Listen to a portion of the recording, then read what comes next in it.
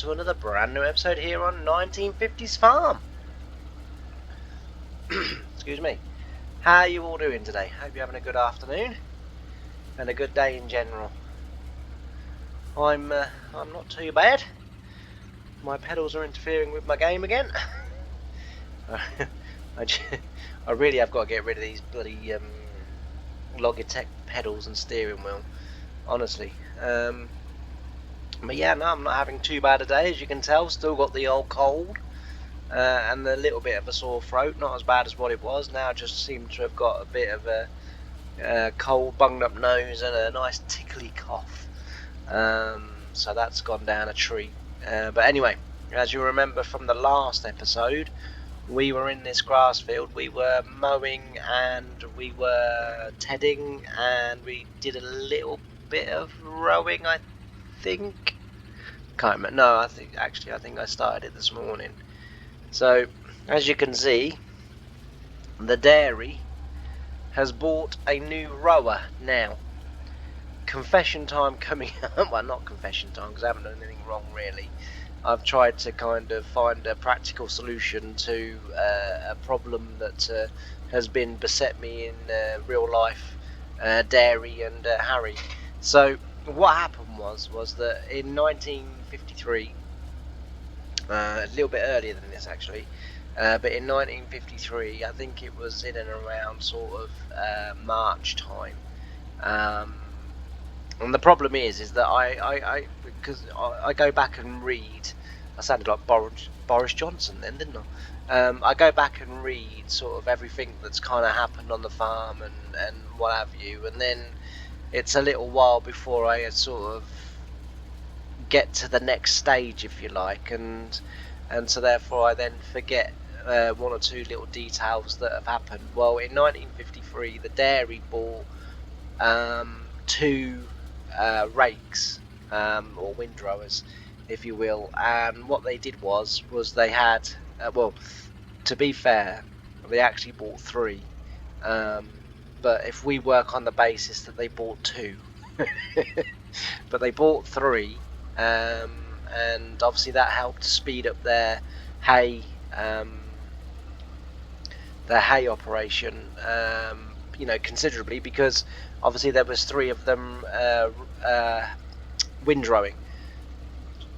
I tried that with three of the sort of what I've got on now. If you just take sort of like one side of it, so I tried sort of one bar on three tractors, and it works. I had it on Follow Me, and it does work. The problem is that they don't pick the windrows up at the end of the field, so they then end up sort of messing up what you've done on the headlands. The only way that I could possibly get that to work is if I had a baler or three balers running behind us, and so what I've done is to kind of sort of semi-compromise. And this one, it's not the same colour, it's not the same make or anything like that from the real one, but yeah, I couldn't find anything in the on sort of Giants' Mod Hub and a few other little trusted sites that I use for my mods, and I couldn't find anything that was sort of the same brand or the same colour as what the dairies were. So this represents two windrowers, if you like. I know they had three, but if we just sort of go with the fact that I've got two, and they're obviously working in tandem with each other, so I've kind of had to sort of find a solution to my sort of follow me problem, and this is sort of what I've done. So hopefully everyone's kind of okay with that. As you can see, I did get most of this done today, this morning before we started, mainly because what I wanted to do was get this done, because it's going to be an epic bale session and then an epic clearing them all up session. But I'm going to try and get the baling and the clearing up done in this episode, because in the next episode I want to get on with some other things to do with the dairy. So I've got some other jobs that I need to kind of get on with, and obviously I want to show them. So you know, I sort of kind of needed to get on with this a little bit, and plus as well we have got another grass field to do, but I probably, if I do that grass field, I will do it off camera, just so as it's not like, you know, I know it's hay season, but we don't want endless videos of me mowing and rowing and tedding and stuff like that. So what we'll do is I might do that if I do the other field, because there might not be a need for me to do it. You know, we're running out of hay as it is, so this might provide us with enough hay. I roughly know how many bales I do need, but at the same time, you know, obviously we want to make sure we've got too many and not quite enough. So at some point, maybe even the autumn, I might do that other field. You know, it would be nice when we can start to do silage. Silage happened on the dairy for the first time in 1965. So, as I've said many times before, but for those of you, because I've got quite a few new viewers to the series, and as I've said before, silaging, you know, many people believe that that silaging is a fairly modern practice, if you like, in farming. You know, probably around, you know, I know a lot of people that have kind of, you know, sort of spoken to me about it, said, oh, silaging didn't come around until, you know, like the sort of late 70s, early 80s. Well, it's not actually true. The first group of people, you know, that ensiled grass, if you like, which is where the name silage comes from. It comes from the Greek word to ensile, which means to store and decompose. It was actually done by the Egyptians in now I should have just checked that date before. I can't remember the date, but I know it was AD. So you know, this in a way, silaging has been around before the Bible. You know, so yeah, it's you know, it's been around quite a while, and as I say, you know, the first sort of practices of ensiling grass were done underground. So the Egyptians and then the Greeks, they you know, sort of if you like, copied the Egyptians, and they did it soon after. And it was actually the Greeks that started to put them into the very first type of clamps. And what they did was I think if I remember correctly, they mounded earth up into sort of a bit like a U shape, if you like, a square U shape, and then they would, with horse and cart, obviously fork, or you know, however they got them off, I'm assuming it was pitchforks, into the clamps, and then they would compress those clamps with sort of, you know, anything heavy that they could find. So they would use I can't remember. It wasn't actually what I was going to talk about in this episode, so you'll have to forgive me. I'm just going to pop off, and I'm going to go and get my dates, and then I'll come back. Right, been off. Now, as you'll notice, we've got a new baler as well, and something that I meant to add in at the beginning was that, of course, in 1953, in the sort of early part of the summer of 1953, Harry had left the dairy to go off and do his own thing on his farm, and of course that left the dairy short of hay equipment, because Harry's father had been growing hay as a sort of sideline business for you know, quite a few years as Harry was growing up, and it was always Harry's father that had supplied the dairy with the hay, and of course that meant that Harry's father had the equipment. Well, when Harry decided that he was to go off and sort of do his own thing on his own farm, that left the dairy with sort of no real way of being able to harvest their or bale their hay, and so they had to go out, and as I say, they bought 3 windrowers, and they also bought a new baler, and obviously a flatbed trailer, and a similar type forklift system to what Harry has we usually have on the back of this tractor. Okay, why isn't that unloading? Because I'm pressing the wrong button, that's why. That's why that's not unloading, James. Alright. As you can see, the pickup hitch is not quite wide enough for the width of swath that we're leaving, which is a bit disappointing. I don't actually know how to change the width of that. Never mind. We'll do the best that we can do. So yeah, so as I say, they ended up having to go out and spend quite a bit of money, on hay equipment for the farm. After Harry had, sort of got, as I say, gone his own separate way.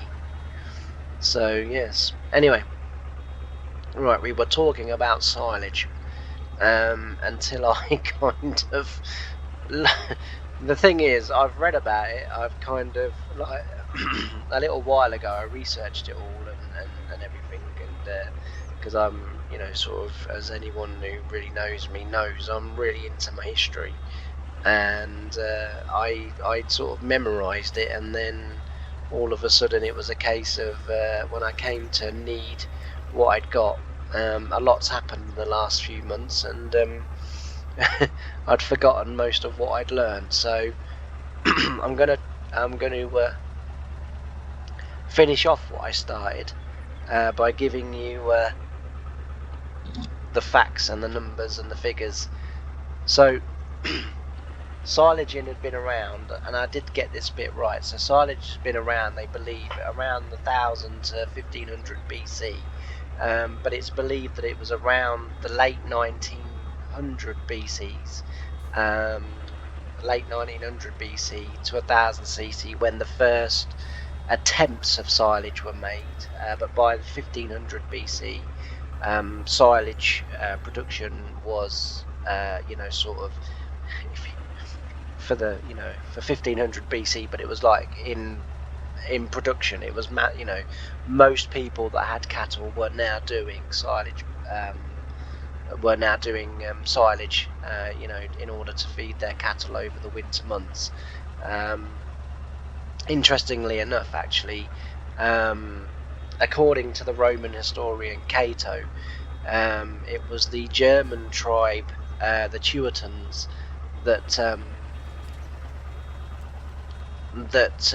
first discovered the technique for preserving green vegetable plant matter by preserving cabbages and making sort of pickled or preserving cabbages in salt and other acids, such as vinegar and stuff, is where the sauerkraut was first invented and discovered. And it's according to Cato, as I say, the Roman historian, that the Germans had been doing this for many hundreds of years, and it was around the late 900s BC that the Greeks, who on a sort of, if you like, voyage or trip to to Germany, had discovered what the Germans were doing, and went home were doing it themselves, and it was from there that they started to kind of, as I guess, sort of think, well, what else could we do with this technique? And they started to make the first sort of attempts at silage. So the word silage originates from the word siros, which is Greek for pit in the ground. And what the Greeks did was they would dig pits in the ground. They would then put their grass and anything else that they felt that could decompose or fermentate for silage. And once that pit was full, or once they'd put their their harvests and their crops in, what they would do is they would then cover that pit with concrete, and with it covered in concrete, they would then leave it cover it in concrete. They didn't cover it in concrete. They covered it in dung and manure. I'm sure the Greeks of 900 BC were going to go, yeah, it's all right, we'll cover it in concrete. I mean, it'll be a bit of work at the end of the year, but we've got axes. We've got axes. We can get through concrete. And everyone else is going, concrete? What the hell's concrete? It hasn't been invented yet. It was dung they were using. I do apologise. It's because I was thinking concrete. It's because I was thinking about something else to do with FS25 and something that I'm trying. And my brain was kind of, on the one hand, sort of one side was talking. On the other side of the brain, it was thinking. And I ended up merging the two. But it was dung that the Greeks were using to cover the silage pits. And as I say, silage pits, or pit, comes from the Greek word siris, which means pit or hole in the ground. And originally that was used for storing corn. Yeah, that's kind of where it all originates from. Moving on, in 1876, Francis Morris of Maryland in America was the first American cattle farmer to attempt to do silage, and apparently, according to what I've read, his attempts were very successful, and he had been using it. He used it thereafter, but it didn't fully catch on in America. A lot of the farmers didn't trust it. A lot of the farmers were worried that it would actually poison their cattle. But the American farmer, as I say, Francis Morris, or cattle farmer Francis Morris, had been doing it for his dairy cows in Maryland, and over the subsequent years leading up to 1880, he began to notice that his milk production was actually seemingly going up with silage, and on the discovery that not only were the cows not dying from eating this foreign food source, if you like, which is how Americans sort of viewed it, in the 1870s or 1876, when Francis Morris introduced it into America. But once he sort of started to report that, actually my milk production is going up and I'm producing more milk from, the same amount of cows, then it obviously, like anything, even in modern day today, as soon as we find something that works, everyone wants to do it. And so as I say, in 1876, when he introduced that, by the sort of early to mid 1800s, most dairy farms and cattle farmers in America were actually doing silage. Funnily enough, in 1882, a talk at the Royal Reading Agricultural Show in the UK sparked interest in silaging, and when it was, why isn't that picking up? Oh, that might be because I ain't dropped the door. I was going to say, what on earth's happening here?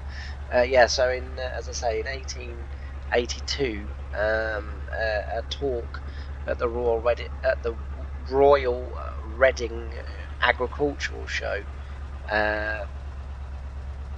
meant that the British dairy farmers were beginning to take an interest in the techniques and the reasons behind doing it, and also as well, news was beginning to filter, sort of across the world. All right, they didn't have internet and Instagram and TikTok, so it took a little while, but by 1885, the results in America, were being sort of, if you like, passed on and becoming wider known to the rest of the world, and that meant that the Britons then started doing it. And actually Britain, surprisingly enough, is the largest producer of silage in modern day agriculture, which I find quite incredible. And I'm really surprised that as Britons we haven't managed to cock it up yet, because our government seems to be able to cock everything else up. So as soon as Keir Starmer realises that we're producing too much silage and we're better than everyone else, he's going to kill that on the head and all. But anyway, as you know, I don't express political views in my videos.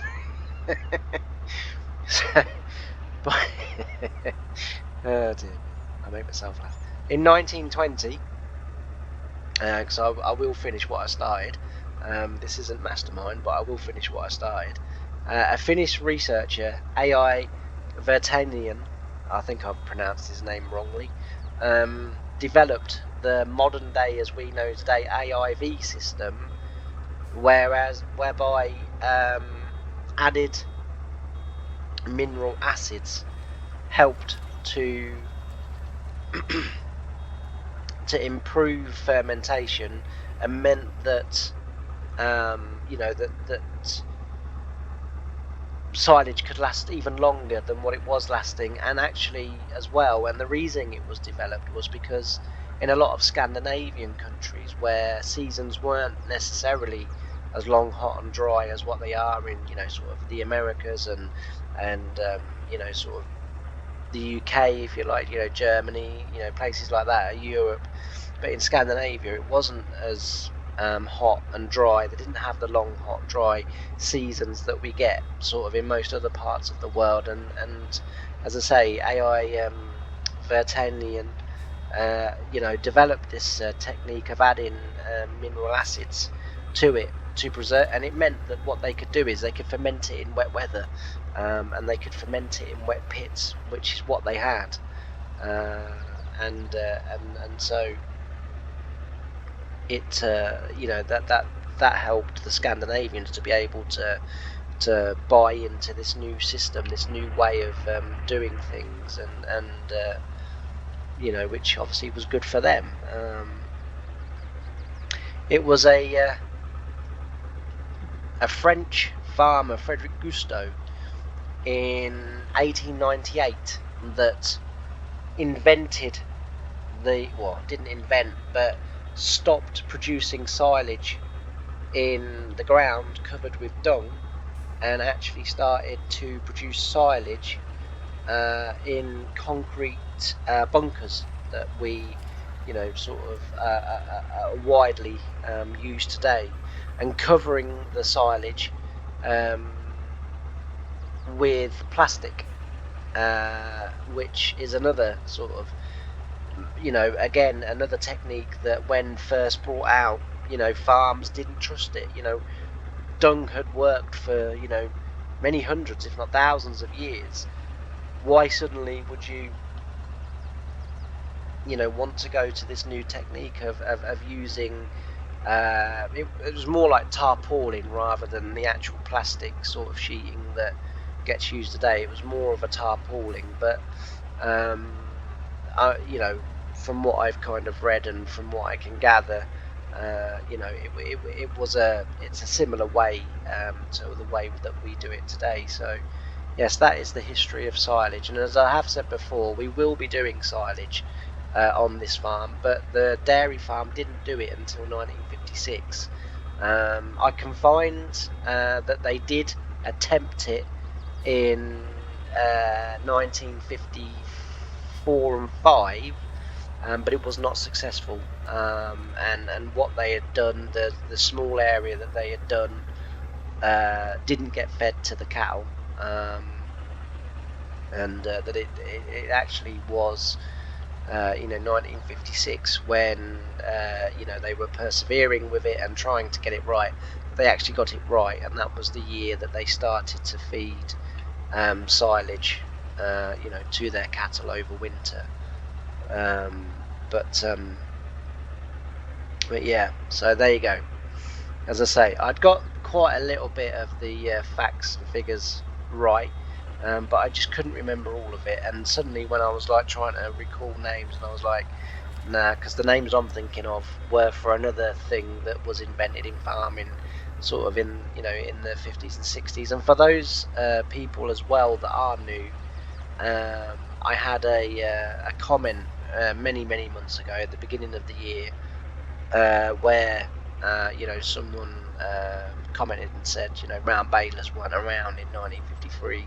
Round balers actually weren't invented until in and around the 1970s. That isn't true. The first round baler used in agriculture was used in 1902, and it was the Vermeer family back in the 1930s, 40s. That perfected the round baler. It wasn't widely used up until the Vermeer family released their first round baler, when the bale wouldn't collapse and it would hold up, and it became more widely known. So the fact that we are doing round bales is what the dairy were doing back in the 1950s, and also as well, which I'm pleased about, because although I do struggle sometimes with picking these up and stacking them, I do find them a lot easier to work with than the tiny square bales, which they did also use.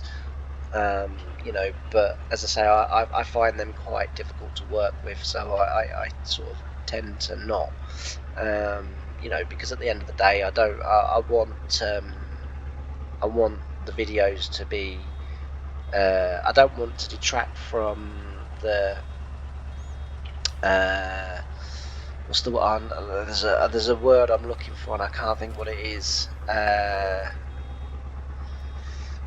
When you get engrossed and then suddenly you see me flipping bales here, there and everywhere, and suddenly you lose that kind of I can't think of the word I'm looking for, darn it.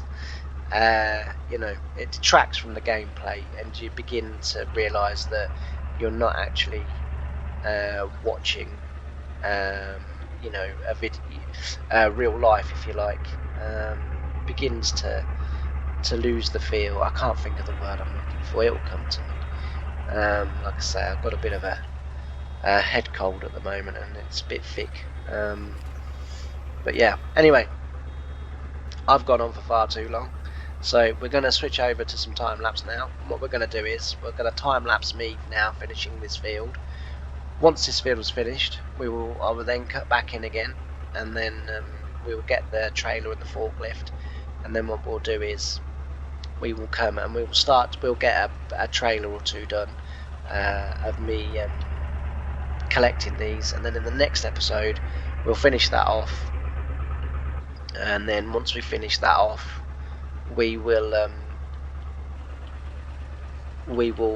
then go off and do, because as I say, I've got some other jobs that I want to do with the actual cows, so there's going to be a bit of work in the actual sort of dairy side of things over the next video or so, because as I say, I've been busy planting and sort of spraying and ploughing and doing all the other jobs that I've sort of neglected the dairy, and things have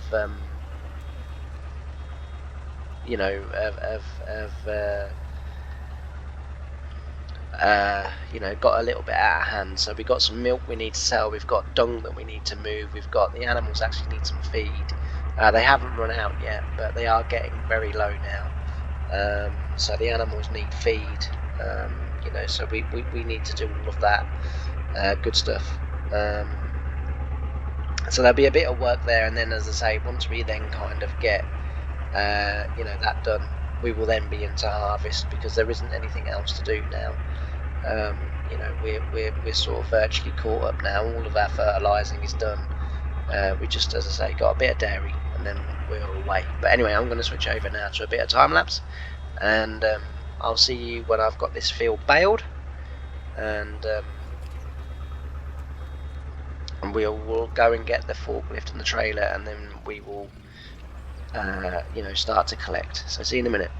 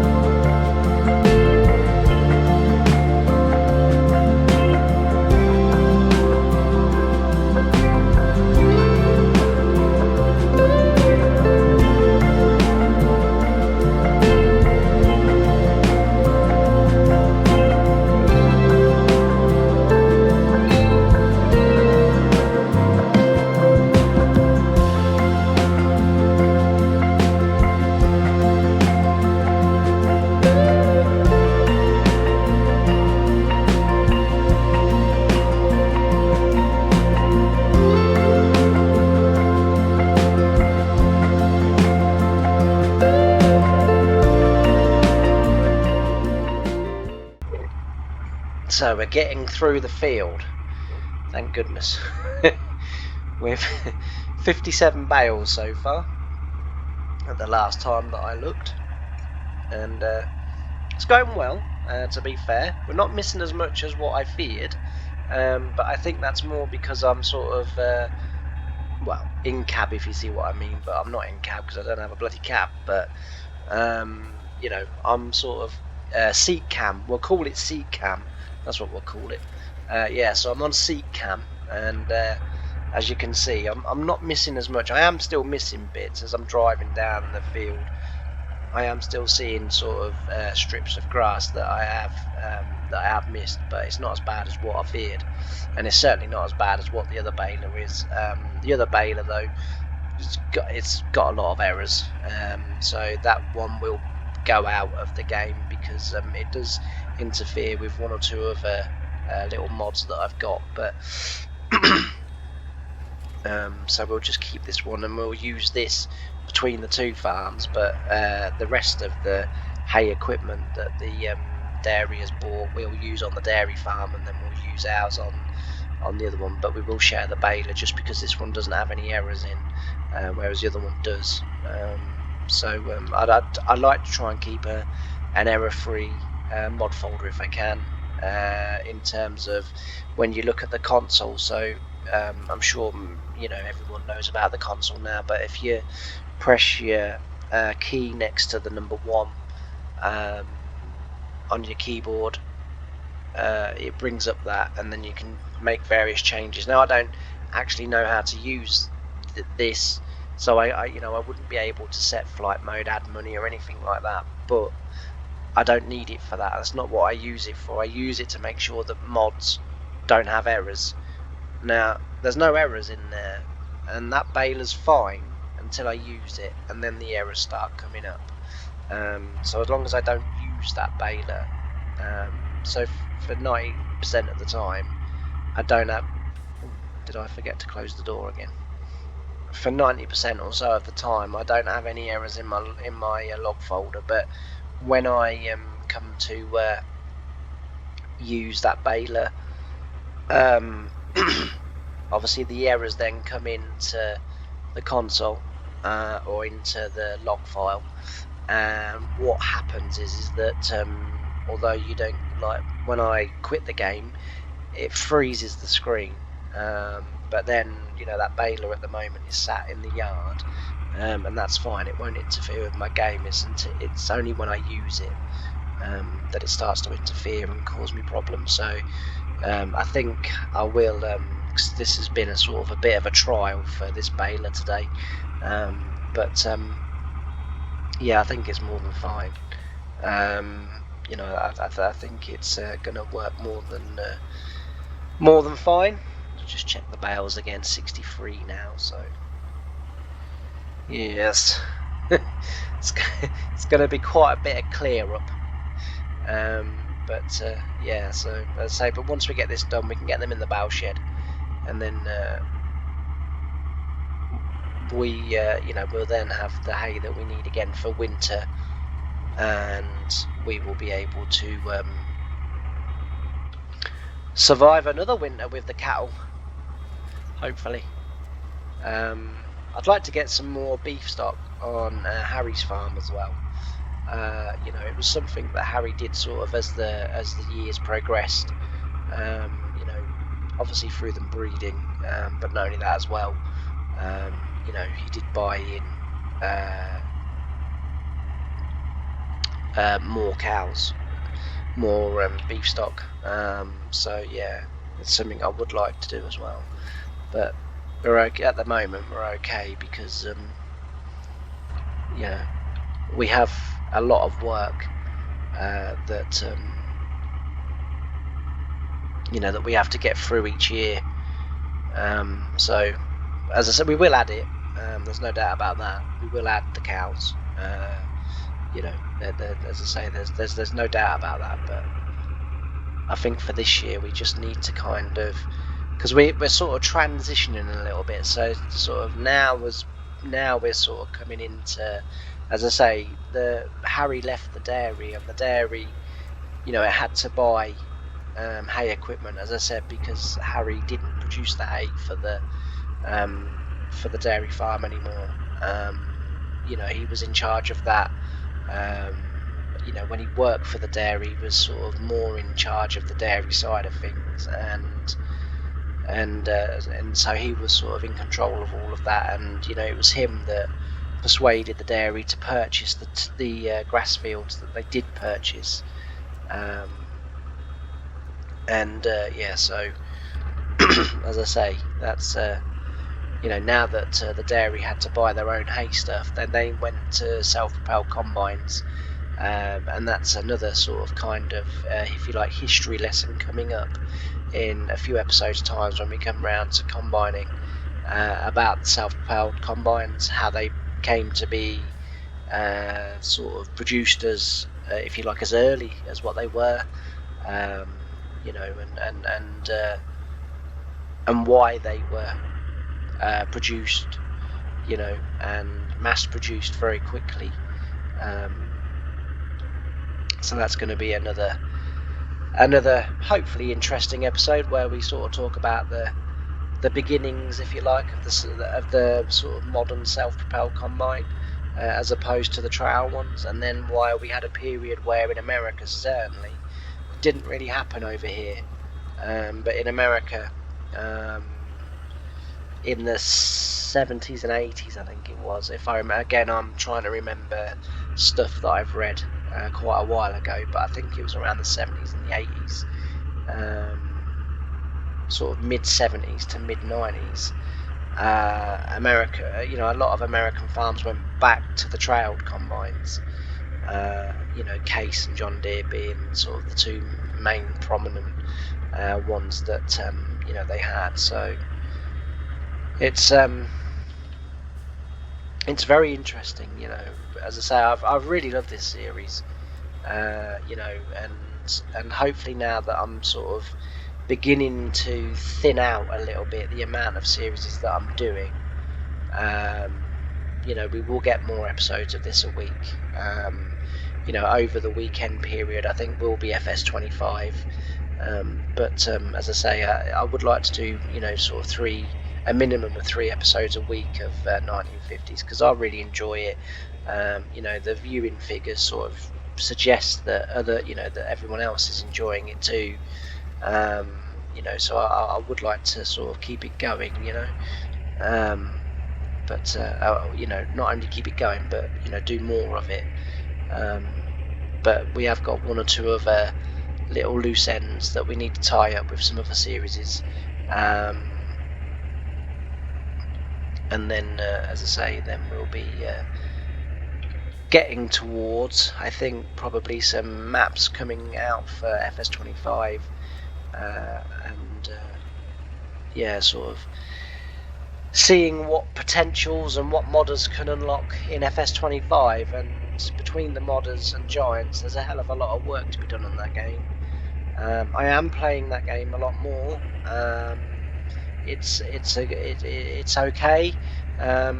There's too many problems in it for me at the moment that detract from the gameplay and the immersion. The immersion, that's what I was trying to think of earlier. Yes. The immersion. When I was couldn't think of the word, that was the word I was trying to hang on. That was the word that I was trying to think of, immersion. Yeah, so you know, at the moment, as I say, that game has quite a few things that does detract from the immersion of the save and well, of the game, I mean. And they need, you know, a lot of things need fixing. But yeah, anyway, as I say, what I'm going to do is I'm going to crack on with this again, and then I'll see you at the end. And just because this has, I think, going to be a really long video, we'll get it bailed. Next episode, we'll get them collected, and then we'll get the dairy work done. As I say, we've got a few things at the dairy that I want to do, but I'll see you again in a little while. We haven't got much more to do now, so it'll be nearly done, and I'll see you in a minute.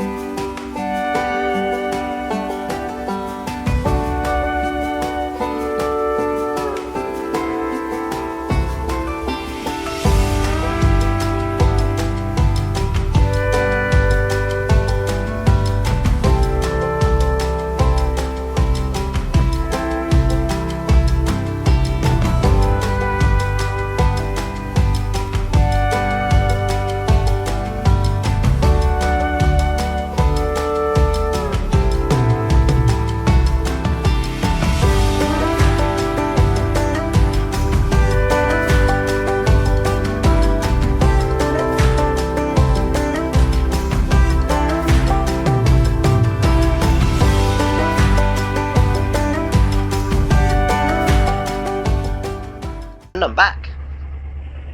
So we have done the epic bale. Yes, we have done the epic baling, I should say. At least, as I say, we'll know the cows will have plenty of feed now for the winter.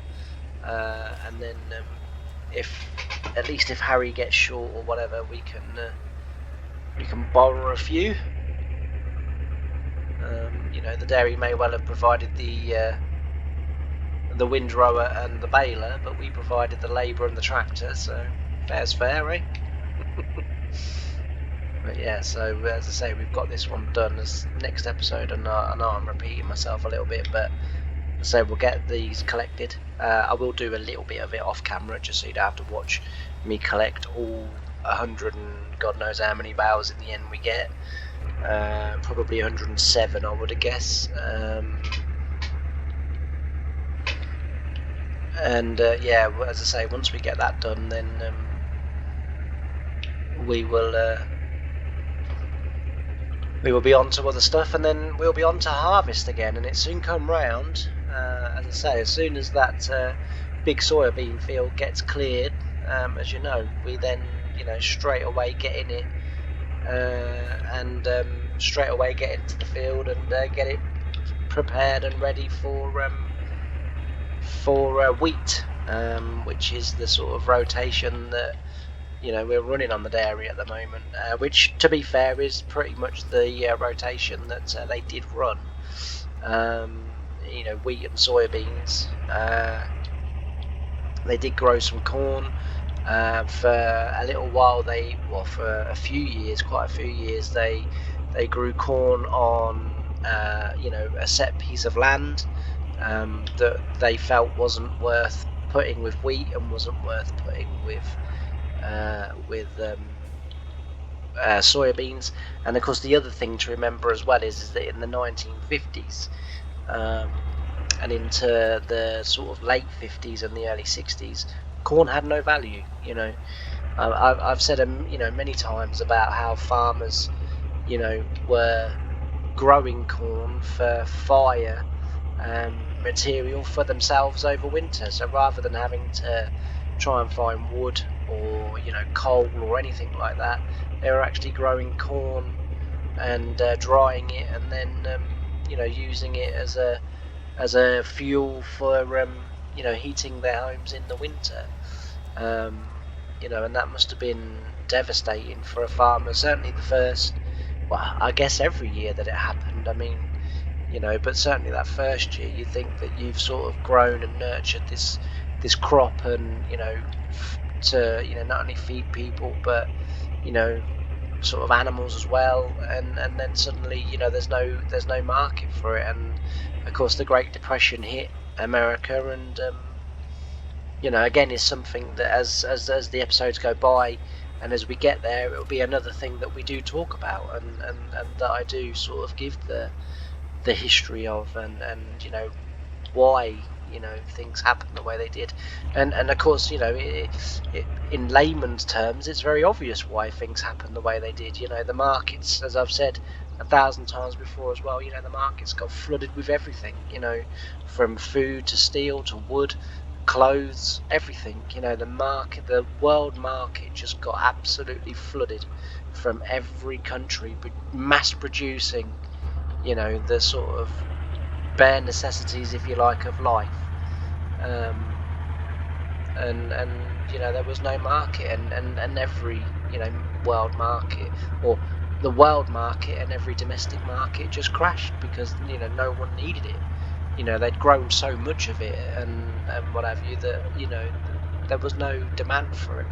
But anyway, as I say, that's coming up in other episodes, so I'm going to leave this episode here just because it has been such a long episode, and that is the only sort of dilemma and issue that I have on this map and on this save is because we are using little machinery, and the fields are quite massive. The fields are modern day fields really, but as I say, I chose the map because it does represent quite nicely similar things that went on in real life, the proximity of the two farms and what have you. So as I say, that's the reason why I chose the map. It has been mentioned by a lot of people that I should move to a map with much smaller fields, but then as we progress and as we get through, it will not sort of, that then won't work out to how it is in real life. It's kind of, we're sort of having to grow into this farm. But yeah, so I'm going to leave it here. I really hope you've enjoyed it. If you have done, don't forget to hit that thumbs up button, and also as well, don't forget to like, comment and subscribe, and also share the video wherever you can share it, and wherever you do share them, I'm more than happy for you to do so. But as I say, just remember that subscribe button is free, and you will get notified of every time I drop a video, which is every day at 3 PM, and I very much look forward to seeing you in each and every episode. But from this one, thanks for watching. Bye for now.